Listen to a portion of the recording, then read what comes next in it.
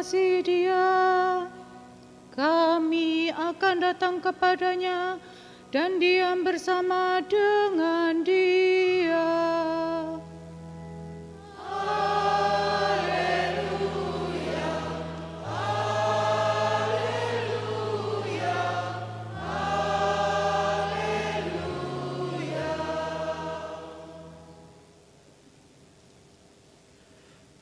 Tuhan bersamamu.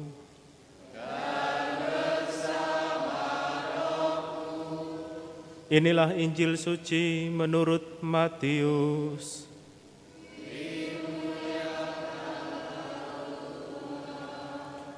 Ketika orang-orang Farisi mendengar bahwa Yesus telah membungkam orang-orang Saduki, berkumpullah mereka. Seorang dari mereka, seorang ahli Taurat, bertanya untuk mencobai Dia.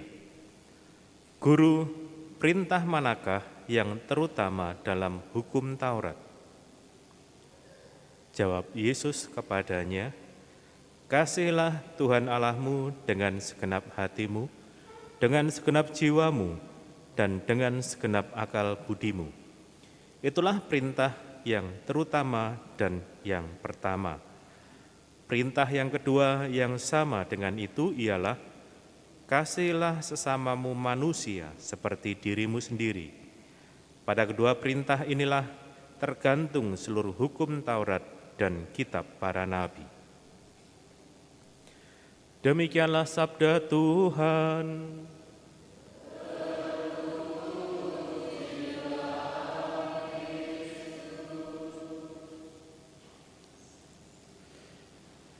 Bapak, Ibu, saudara-saudari yang terkasih, mari kita sedikit melihat latar belakang pertanyaan yang diajukan oleh ahli Taurat, karena dikatakan tadi bahwa pertanyaan ini dimaksudkan untuk mencobai Yesus. Guru, perintah manakah yang terutama dalam hukum Taurat? Dalam benak Anda, mari kita sedikit brainstorming. Ada atau gini, kitab-kitab mana atau ada berapa kitab yang termasuk dalam kitab hukum Taurat? Sejauh pengetahuan Anda, atau manakah kitab-kitab yang disebut sebagai kitab hukum Taurat atau kitab Taurat dulu? Ada yang berani jawab? Ini ya, kalau mau dikatakan untuk mencobai Anda masuk kategori itu. Karena saya tahu jawabannya. Kan ahli Taurat ini kan juga tahu jawabannya sebetulnya. Dia hanya ngetes saja. Ya. Jadi kalau Anda buka di kitab suci, itu 5 kitab pertama, mulai dari Kejadian,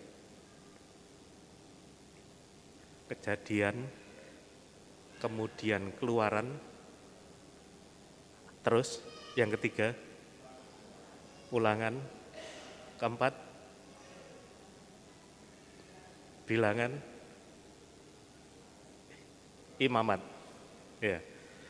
Itu 5. Jadi 5 kitab pertama itu dikatakan itu kitab Taurat yang dikatakan ditulis oleh Musa. Nah, dalam 5 kitab ini ada perintah-perintah. Ya, Anda bisa googling nanti ya, pulang ini ya. Itu disebutkan ayat mana aja, kitab mana, ayat berapa. Nah, itu jumlahnya berapa?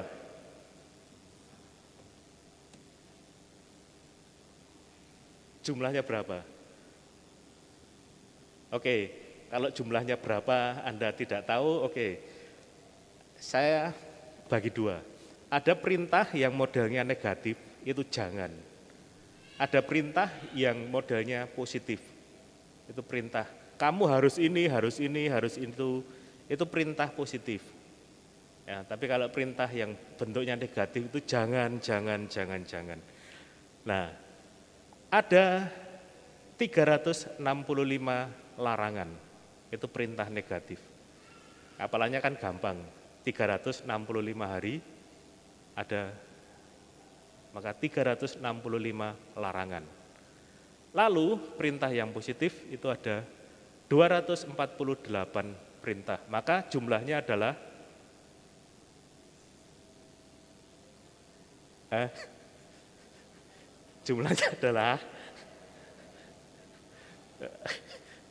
ya 613. Nah, ini adalah yang dimaksudkan dengan pertanyaan ini. Di antara 613 ini, manakah yang utama? Lalu kan kemudian pertanyaannya, dari mana asalnya 613 ini? Nah, kok tiba-tiba ada sampai 613? Ya. Padahal kalau Anda tahu, sejarah hukum bagi bangsa Israel itu pertama-tama berasal dari 10 perintah Allah. Ya, apal toh 10 perintah Allah. Itu.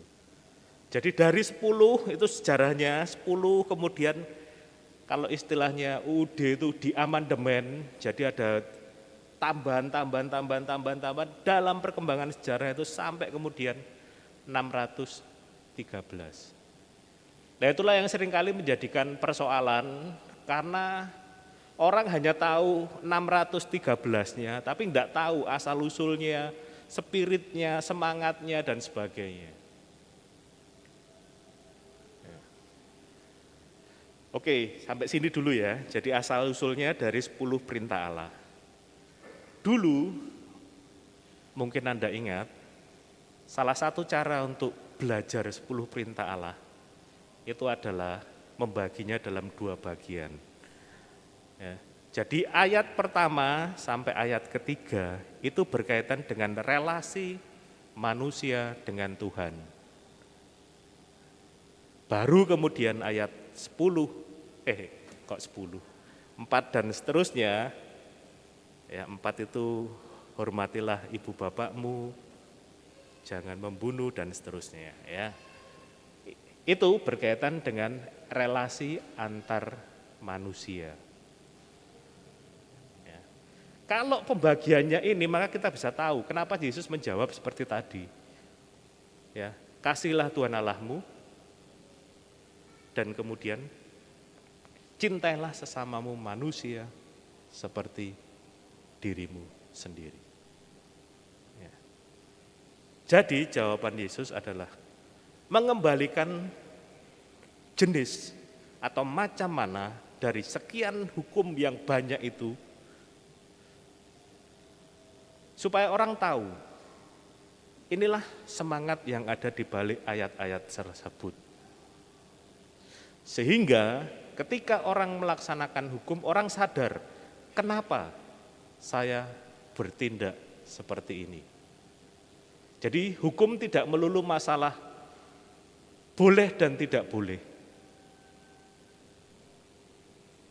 Manusia itu kan sulit untuk dilarang.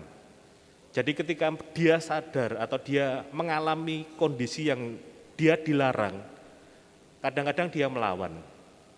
Tapi ketika dia sadar kenapa tidak boleh, kenapa boleh, dia akan melakukannya lebih dengan penuh kesungguhan hati.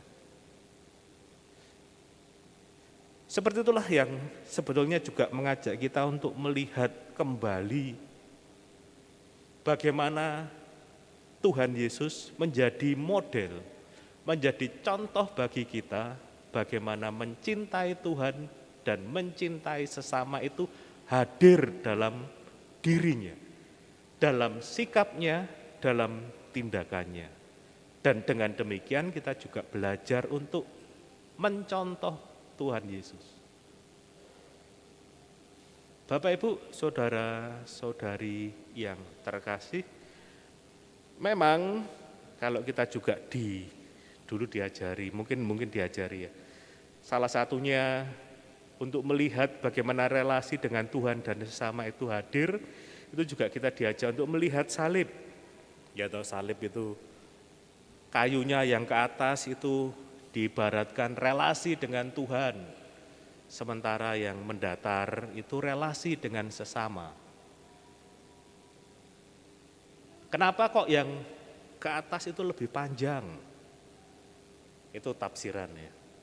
Tapi bahwa dalam hidup manusia haruslah ada keseimbangan antara relasi dengan Tuhan dan relasi dengan sesama. Orang tidak boleh mengklaim bahwa dirinya itu mencintai Tuhan, tapi kemudian mengabaikan sesama.